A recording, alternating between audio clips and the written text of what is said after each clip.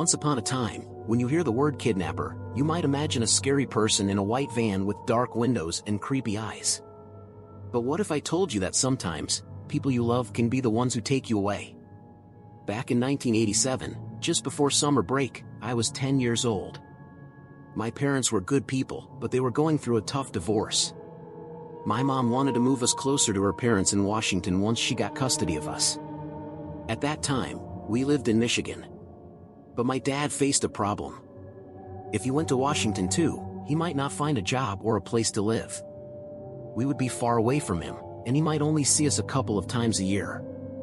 That wasn't enough time for him to be a dad. I overheard many late-night arguments between my parents. They kept saying things like, "You're taking my children away, and they need someone dependable around." The arguments never ended in agreement. My mom wouldn't change her mind, and my dad didn't have many choices. The courts were likely going to let us stay with our mom because she earned more money, and she used my dad's past struggles with alcohol against him. Even though he had overcome it, the court saw it as a reason for us to live with our mom. That made things really hard for my dad. In my dad's eyes, he felt like he had to do something not so nice. One day, just before lunch, I got taken out of class. I was sad because it was pizza day. But in the school office, my dad was waiting with a big smile. I hadn't seen him happy like that in a long time. He and the principal talked a bit while I waited for an explanation. Finally, my dad put his hand on my shoulder and said, "Sorry to pull you out on pizza day, buddy, but we're going on vacation. Your bag's already packed, and your siblings are in the car." Surprise! An early vacation sounded way better than pizza. I was so excited as I left the office with my dad. My brothers and sisters were all in the van. Even my little brother Sean, who was in first grade, was in the back reading picture books. My twin sisters Valerie and Diana were playing a guessing game, and my oldest sister Natasha, who was usually very grown up, was sitting quietly in the front seat. I think Natasha knew something was up, but when Dad told us to buckle up for a trip, she did it without arguing. She always took Dad's side in arguments and said mean things about our mom. I think she knew what was happening and didn't care. We kept guessing where we were going until we stopped on a quiet road, and Dad told us to get out of the car. I thought my dad just needed to use the bathroom, but we ended up standing there for what felt like forever until a black car I didn't know pulled up next to us. Even more surprising, my Uncle Gil jumped out. I hadn't seen him in months because Mom didn't want him at our house. She said he was a bad influence, which I later found out meant he had been in jail for stealing cars. That probably explained how he got the car he picked us up in. Uncle Gil and my dad nodded at each other and started moving our stuff from our family van to the new car.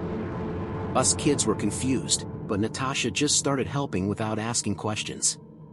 Uncle Gil stopped for a moment and asked my dad, "Are you 100% sure about this?"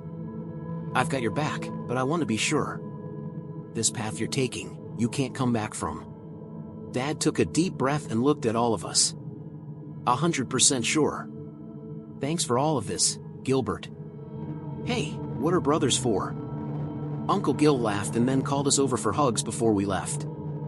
The new car smelled really weird, like a bad air freshener that didn't cover up the smell of smoke. It was a bit bigger, but it was packed with stuff, a tent, survival supplies, things you'd take on a camping trip. I remember looking out the back window of this strange car, watching our van get smaller until it disappeared. I had a feeling that something wasn't quite right. So yeah, my dad took us on a trip. We drove for a whole night. I can't sleep well in cars, so I stayed awake, watching as the car went on twisty back roads, getting farther and farther from the main roads. At some point, I fell asleep, and I remember my dad kissing my forehead as I drifted into weird dreams. When I woke up, the sun was shining, and Dad was happily telling us we needed to go to our camping spot. The twins were grumpy, but Natasha helped them pack their bags. Dad said we'd have to make more trips the next day, so just bring what we needed for now. It was tough because it took an hour to hike to the camping spot. My feet were really tired by the time Dad said we could stop.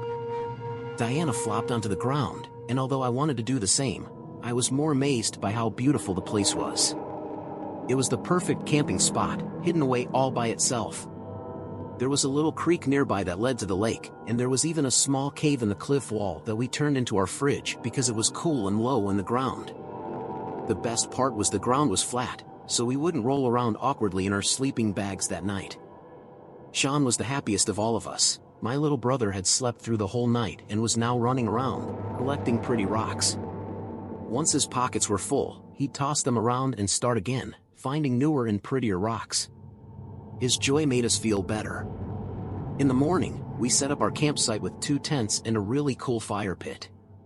We had hot dogs cooked over the fire for lunch and spent the afternoon exploring the woods. We were so far out, there weren't even real hiking trails. We had to make our own path through the woods, and it felt like a real adventure.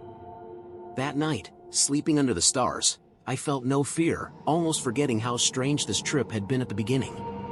The next day, I helped Dad hide our car with tree branches and forest debris to keep it hidden. Natasha and the twins packed up stuff to take back. Dad asked me to stay back to help hide the car. He said he didn't want anyone to steal it, and I believed him, mostly. I still felt something was off, but I didn't question my dad. Never did. Throughout this whole thing, I listened to whatever he said and didn't fuss over a little feeling in my gut. After gathering the rest of our things at the campsite, Dad sat us down and explained the plan. We were taking a break from everyone else for a little bit. If something really bad happened, like someone got very sick or broke a bone, we'd go back to town. Otherwise, we were staying in the woods. Every 2 weeks, Dad would go to town to get supplies, so we needed to tell him what we needed before he left. Valerie asked why Mom wasn't here, and Dad got tense. He carefully avoided the question, saying Mom was part of why we were taking this break. So when Dad wasn't there, Natasha was in charge. I remember seeing Natasha smirk when Dad said she was in charge. I think she liked being Dad's second in command. I grumbled a bit, but I didn't really mind. Natasha was probably my favorite sibling because Valerie and Diana always seemed to be in their own little world, and Sean was still so young. I thought this would be a fun vacation for a week or so, and then we'd go back and tell Mom all about it. That was what I thought, but in reality, we spent the whole summer in that forest. I can't even say it was a bad time. In the mornings, we'd take baths in the lake, and the days were filled with playing in the woods. Valerie and Diana got into bug catching, bringing home jars of butterflies during the day and chasing fireflies at night. Sean never stopped collecting rocks. He built a special pile of his favorite rocks next to the door of our tent. Little Sean got really mad if you knocked them over. When Natasha wasn't watching us, she'd be at the lake. Most of the time, she swam, but she also learned how to fish. Many nights, we had a delicious fish fry for dinner with Natasha's catch of the day. She didn't have to do it. Dad always made sure we had plenty to eat, but she had a lot of fun. As for me, I did a bit of everything. If the twins allowed me, I'd chase bugs with them. I especially liked watching this anthill down the stream a bit. If not, I'd watch the birds flying or singing in the trees. In a few weeks, I learned to recognize nearly every bird in the area by their calls. I'd go swimming with Natasha, but I'd also take a nap on the sand of the small beach. I'd never admit to it, though, because only babies like Sean took naps. But under the warm sun, it was just too easy to catch a few Zs. Speaking of Sean, I'd spend time with him, playing pretend in the woods that I was a scary dragon and he was a warrior sent to kill me and take my hoard of precious jewels, which were really just more pretty rocks. It was peaceful out there. I wouldn't have minded staying forever. Even with the bug bites, washing our clothes in the stream, and sleeping on the ground, those were just small annoyances compared to sitting back and relaxing at night next to a crackling campfire, hearing crickets chirp, and watching the stars. I can't count how many times I fell asleep out there, waking up next to dead coals in the morning. I wish I could have been like that the whole time. It happened at the end of June. We'd spent over a month out there, and I'd adjusted perfectly to outdoor living. The bottoms of my feet got tough because I wouldn't wear shoes whenever I could get away with it. My hair was growing shaggy, and Natasha kept threatening to shave it all off while I slept. I barely looked like the pale boy I was earlier that year. I barely even thought about my mom since every day was filled with more and more fun. This one night, we all fell asleep by the fire after a super fun day exploring the woods together. We found this giant tree that looked like it had been torn open, and the knotholes in the bark looked like eyes. We were all exhausted by the time we got back to camp, so it's not surprising we didn't even make it to the tent before falling asleep by the fire. Sean was dozing next to me, the twins snuggled up with each other, and I remember falling asleep to Natasha's quiet snoring. I woke up to the snap of a twig. I don't know why it woke me up this time, maybe I sensed something different that night. I opened my eyes and rolled over to see her. I think it was a her, anyway. To this day, I'm not sure. I was frozen, watching this creature leaning over the still sleeping Diana and Valerie. She looked like a person, but that was the only human thing about her. It was like someone had punched a hole out of the sky shaped like a woman, her color the darkest of blues with shimmering white sparkles scattered over her entire form. She was a silhouette, meaning that even though she looked like she had long hair that went down past her waist, it wasn't a distinct part from her, it just gave her the shape of having hair.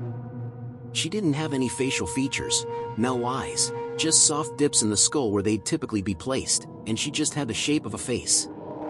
Nothing really distinctive. I just watched, too scared to scream, as the woman brushed the hair out of Valerie's eyes. Valerie stirred, murmured something, but went right back to sleep. The woman leaned in closer, stroking my sister's cheek before pressing her lips against Valerie's forehead. Valerie sighed, and her head lolled over, completely unaware of that thing above her.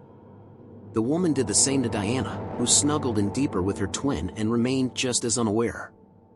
The woman stood back up, towering so tall that I think if I was standing on my dad's shoulders, I would have barely reached her shoulders in height.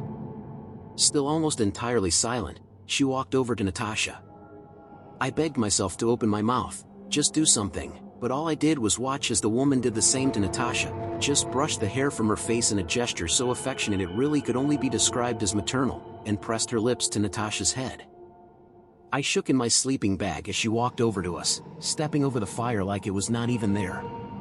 As she drew closer, I could tell her form was meant to be nude, but she didn't have any sort of detail.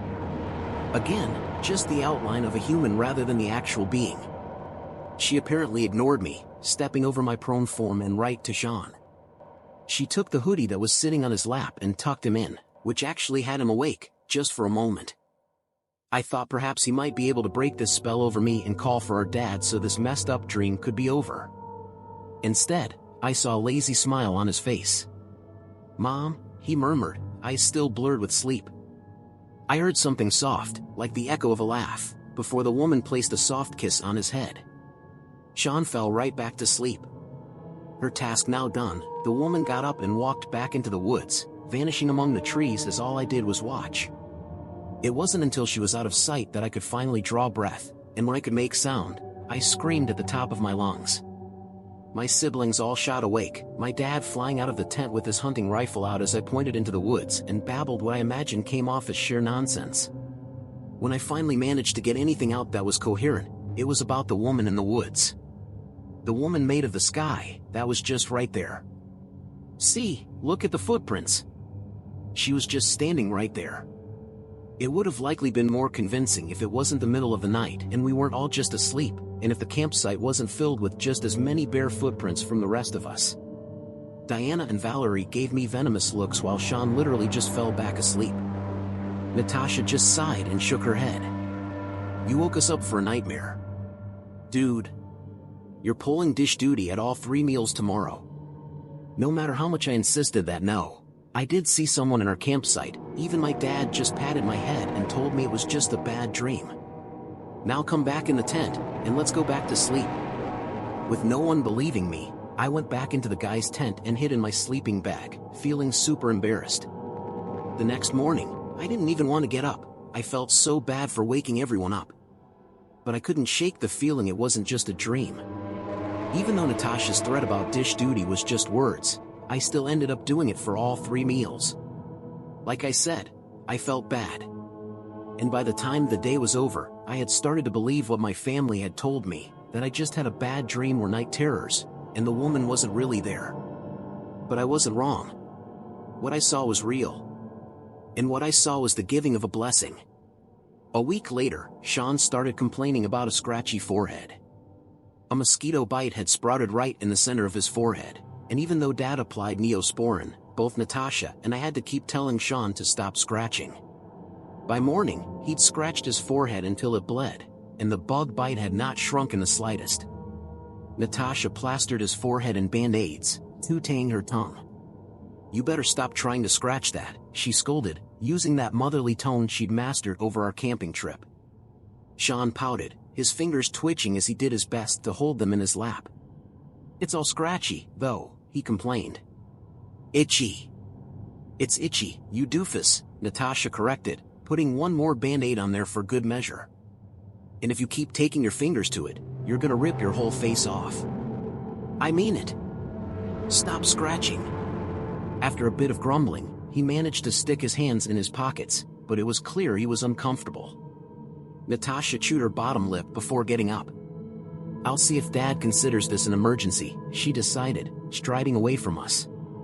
I watched her head down the path to where the car was before turning back around to see Sean frantically ripping off the band-aids. "Sean!" I scolded, trying to grab his hands. I only ended up getting smacked away as Sean finally tore off the band-aid covering up the bug bite. He sighed with relief as his little fingernails continued to dig at the red, irritated skin. "The band-aids hurt," he said, as if that was a rational explanation for why he looked like he was trying to rip his head open. I didn't know what to do since Sean wouldn't have listened to me anyway, so I just sat and waited for Natasha to come back. I was a bit relieved that maybe we'd finally get to go home since there was that bizarre woman wandering around the woods, but when Natasha came back, she just stormed off to her tent, trying to hide the fact her face was red and blotchy. That happened when she was crying. I tried to knock on the tent door to tell her what Sean did, but she told me to leave her alone. In the end, I just went for a walk in the woods and ended up sitting at the lake for an hour or so. When I wandered my way back, Natasha and Dad weren't speaking, and Sean had even more band-aids on his head as well as on the tips of his fingers. Apparently, he'd really started taking off a lot of skin with his desperate scratching and started bleeding everywhere. Poor little guy. It was just a bug bite, Dad reassured us all, and he promised it would get better in a few days as long as Sean didn't keep scratching. That night, tucked in my sleeping bag, I could see how actually miserable Sean was. He was a tough little brother, but he looked ready to just break down and start bawling his eyes out. His little face was flushed, and little pinpricks of red were starting to pop up on his cheeks and ears as well. It was clear the following morning this was no bug bite. In a frenzy of desperation, Sean had ripped off all his band-aids once more.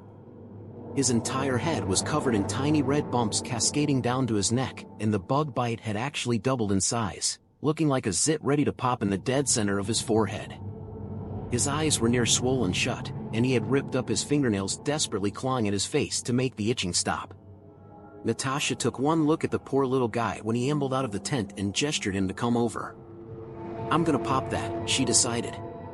Either in too much pain to complain or too tired, Sean plopped down next to her, and Natasha took her thumbs to the bug bite on his forehead, attempting to squeeze it. Her brow furrowed as she continued to prod and squeeze at it. "Hey, come here for a second." "Something doesn't feel right," she said, gesturing me over. I tripped out of the tent and sat down next to Sean, who just looked blearily up at me as I poked the bug bite. It felt hard as bone, not giving it all like how skin should. Natalie frowned as she got up. "Talking with Dad?" "Again," she said as she hurried away. Thankfully, Natasha didn't need to yell at Dad this time for him to realize this was serious. A quick temperature check revealed Sean had a high fever, and when he complained of a sore throat, Dad forced him to open his mouth. His tonsils were apparently the size of golf balls. After putting Sean back to bed with some children's Tylenol, he looked at us a nervous group. "I'll be going to get Uncle Gil and some help." "Stay here, I will be right back, I promise," he said before putting on his hiking boots and jogging down the trail. Watching him vanish around the bend, I had no idea I'd never see him again. All of us siblings took turns taking care of Sean. We had some canned soup we heated up for him, we'd drape cold cloths over his head in an attempt to bring down his temperature, and the girls would all read stories to him. For most of this, Sean was entirely incoherent, mumbling pure nonsense and occasionally calling for Mother. That's something still strange to me. He wasn't calling for Mom or Mommy, he specifically said Mother. I mean, He was 6, a 6-year-old that doesn't live in the 19th century doesn't call his mom mother. Especially not Sean. The sun set, the moon rose high in the sky, but there was no sign of Dad. We ate dinner in silence when our stomachs were complaining too much to wait for him any longer. Morning would come, but Dad wouldn't. I wanted to head down to see if the car was still there while Natasha minded the camp, but Natasha forbade it, saying that he was just running late and he'd be back soon. She was in charge, and no one was to leave until Dad was back. As I watched her struggle to get the fire relit, I wondered if she was just scared if I went down that trail, I'd disappear too. Sean emerged from the tent when it was time for lunch, his fever broken but hardly looking the same. The red spots on his face and neck had darkened to a dull brown, but the bump on his forehead was now protruding out more than an inch in length and was curving up like some sort of horn. Natasha nearly dropped the plate of hot dogs when Sean took his seat next to the fire. "Sean? Are you okay?" Sean looked up at us with this blank look on his face, his once dark brown eyes now this sickly yellow-green shade with pupils shrunk down to pinpricks. It was like we were all strangers to him. Valerie took Diana's hand and the twins backed into their tent, not taking their eyes off of our changed little brother. Sean just pointed towards the hot dogs, and Natasha gave him the whole plate. He ate voraciously, finishing off the entire packet before getting up and going to play with the rocks beside the tent. During the day, Sean did start talking again, but he still acted like he didn't know either me or Natasha. The twins just stayed in the tent all day. I figured at the time it was because they were even more creeped out by the new Sean. Day 2 without Dad came and went, and by day 3 I knew something had to be wrong. No way would Dad have left us on our own this long, especially because our rations were starting to run dry. Sean's appetite had tripled, and nothing Natasha did could stop him from ripping open whole bags of crackers, eating himself near sick, and throwing away what he didn't eat. He wasn't the boss of him, in his words. The horn on his forehead was now 3 inches in length, his ragged fingernails sharp as little claws. He looked like a tiny monster. A tired Natasha ended up asking me to force the twins to come out and help us manage the wild child that used to be Sean. I headed over to the girls' tent and poked my head in without knocking, and before I could ask them to come and help with our brother, I got punched in the face. Hard. I fell flat on my back, stunned for only a second before I scrambled back and away, gripping onto my bruising cheek. I'd never been hit that hard by my siblings. Sometimes Natasha would smack the back of my head, but that was more in an affectionate quit doing that gesture. This was violent, and it hurt. The twins stuck their heads out of the tent, their expressions identically angry. They hadn't changed clothing from the day before and were still holding hands. I doubt they had let go since the day before. When they spoke, it was in perfect unison. "Leave me alone." Tent door was zipped shut, and I scrambled back to Natasha, unable to stop from crying as I clung to my sister and pointed towards the twins' tent. I felt stupid, crying like that at my age, but I was reaching my breaking point. Natasha got up and walked over to the tent, where I could hear the softest mumbles coming from inside, presumably from the twins. She unzipped the tent and barely dodged getting whacked herself. "What is wrong with you two?" "We need help with," she trailed off, and I saw her face go white as a sheet before she let the tent door be zipped back shut. In silence, she walked back to me, sitting on the ground next to me. Their hands. I don't think they can let go of each other's hands," she managed to stammer out. That sentence and the fear on Natasha's face were what broke me. I sobbed, clinging onto my big sister, asking again and again what was going on and where our daddy was. She just stroked my hair and told me it was all going to be okay. Dad was going to be back soon, we'd find out what was wrong, and we would all go home. I wanted Dad back so badly, just so he could swoop in and fix everything, save the day. Have everything go back to the way it was, back to this little paradise in the woods where there weren't women made of stars and my siblings were changing into something I didn't know. That night, I didn't want to go back into my tent with Sean, and Natasha was locked out of the girls' tent, so we just curled up by the weekly sputtering fire, snuggling up as we tried to get some sleep after a truly exhausting day. Natasha was humming a made-up lullaby, and I tried to squish up next to her as close as I could get, like I used to cuddle with our mom. I reached up to touch her hair, since I always did that with our mom too. My finger barely brushed those blonde locks before a clump of her hair fell out, landing on my face. Sputtering, I jerked away from my sister, brushing her hair off me before I realized just how much hair had fallen out. My heart dropped into my stomach as I looked up at Natasha. Her hands were folded in her lap, her head bowed as I noticed there were several bald patches in her hairline, the worst chunk being the one that just fell out. Bald pink scalp was now being overgrown with what I can only describe as fish scales, faintly lavender in color. I scrambled up to my feet and was about to start running when Natasha reached for me. "Wait! Please! Please, please don't leave me too!" I stilled at the sound of Natasha's voice, her mature composure finally cracking. Natasha sniffled, and for the first time since we started out on this camping trip, I saw my sister as a kid like me instead of a mature figure of authority. She wiped her eyes. "It started last night, from here." She poked the center of her forehead. "Like what happened to Sean. And it's the twins too, it's a splash of pink on both of their foreheads. But not you. Why is it not you?" I slowly returned to my sister's side. "I don't know," I said, leaning against her side. "Did the woman we said was a dream, did she do something to us?" I swallowed and nodded. "She kissed you." Right there, I poked that part of her head that was now overcome with those pale purple scales, eerily smooth to the touch. Natasha took a deep, shuddering breath. Please stay with me while it's happening," she said, gripping onto me. "Tomorrow I think we'll all be done. Then you have to go back to the car. Follow the path, you'll get to the road. Tell them Dad's gone and don't say what Mother did to us. It's her secret." "Who is Mother?" I asked. "I don't know. I just know she's given this to us." We sat under the moon, Natasha humming me to sleep. When I woke up the next morning, the fire was out, and Natasha was gone.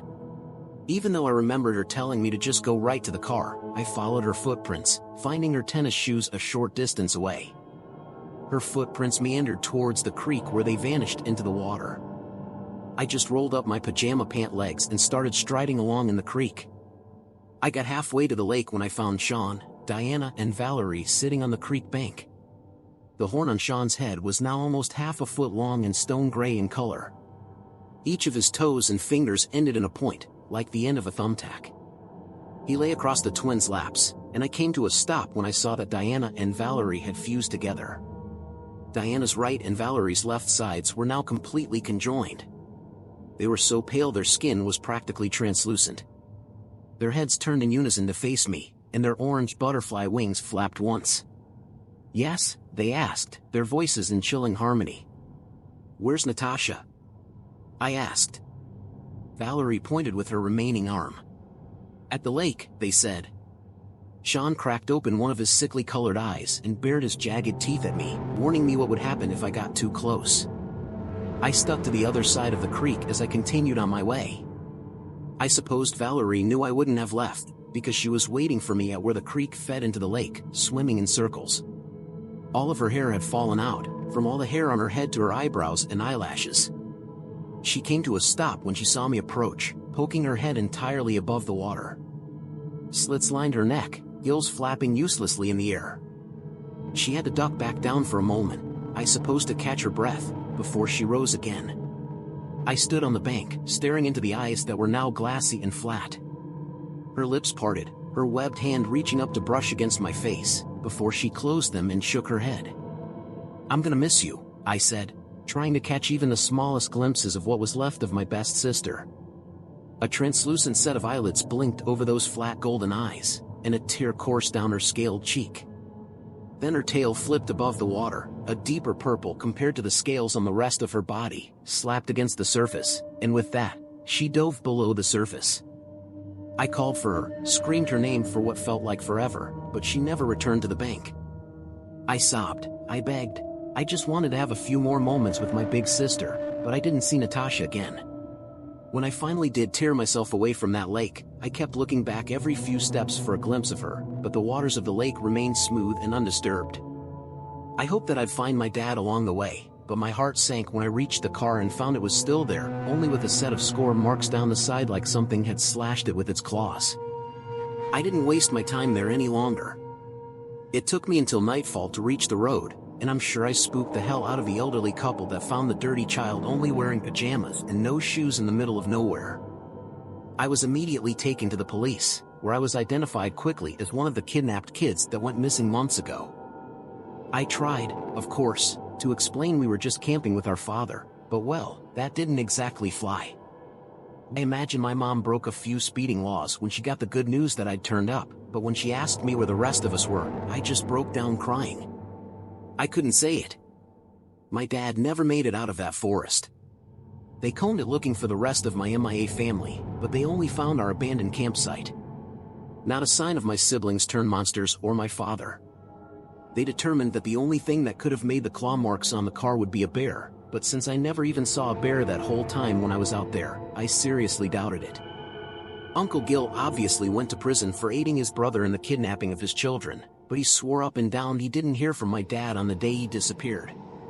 Even my mom, who was infuriated with my dad for just taking us like that, admitted she didn't think he'd abandon us like that. Something had to have happened to him. We did move to Washington, just the two of us, almost 2 years after the incident. My siblings didn't turn up, not hide nor hair, and the closest to evidence the cops found for my dad was a scrap of his flannel shirt on a branch that had blood on it. His blood. My mom declared him dead after that, and she never tried to ask again what happened to everyone. She still hasn't declared my siblings dead, though. Which is accurate, I think. I doubt they're gone already. It's been so long. Decades have passed. I've grown up. Up until now, I thought I was the unlucky one. My siblings were the ones who got mother's blessing. Why didn't I? Why did she choose to leave me behind? Why did she ignore me? It's been eating away at me since. I've been married. I've been divorced. I've gotten good jobs, and I've also been fired from them. My therapist tells me I tend to sabotage things for myself, but I told him to stuff it. I just don't care. But last night I had a dream, or well, maybe more of an unearthed memory. It was the night we arrived at the woods. My father had put the car in park and opened up the side door so there would be a nice breeze in the car. I could hear my brother sleeping next to me, the faint sound of playing music from Natasha's Walkman. It was probably Bon Jovi, now that I think about it. Didn't really care for music at the time. I only opened my eyes when her face was an inch from mine. Mother's. I don't know how she'd gotten so close without me realizing it, and she had to be almost half bent over in order to get her head into the car. Her featureless face was still somehow so sweet and kind as she brushed her hand against my cheek. I didn't feel afraid like I would during our second encounter. With a soft exhale, Mother kissed my forehead, and my eyes fluttered back shut. My heart content. It had always seemed funny to me that I thought my dad had kissed my forehead. He wasn't that sort of person. He was more of a ruffle-the-hair kind of dad. When I woke up this morning, my head was reeling, wondering how I'd forgotten her blessing or why it hadn't shown up. When I reached the bathroom, I saw there was a patch of dry skin on my forehead. I didn't hesitate, I immediately scratched it away. It hurt to tear a bit of the live flesh away, but underneath were scales. Green scales. The change is happening fast. Shreds of my skin are coming off with each scratch, revealing more green scales. I'm not turning into what my sister did, I think. My fingers are becoming more clawed, and I can feel something on my back, just below the skin. Something forming, growing. Thank God I moved back closer to those woods we camped in so long ago. Although there is a commercial campground there now, there's still plenty of forest for me to hide in. When I parked my car on the side of the road, taking with me only a backpack of supplies, I saw someone in the forest, high up in the trees. I don't think he quite recognized me, but it was impossible not to recognize that pointed horn. Sean cocked his head at me, and although he didn't wave back when I waved at him, I saw him smile before he took off, jumping from branch to branch and hooting like a wild animal until he was out of sight. I'll never be leaving these woods. I have come home, and I can't wait to see my family again. Have you ever had a dream or memory that felt so vivid, it made you question reality? How would you react if you found yourself in a similar situation as the protagonist? Do you believe the woods hold a supernatural or mysterious power in this story, or is it more about the characters' perceptions and experiences? Tell me what you think about the spooky events in the deep woods. If you like these kinds of stories, click the subscribe button for more. Join us and share your thoughts.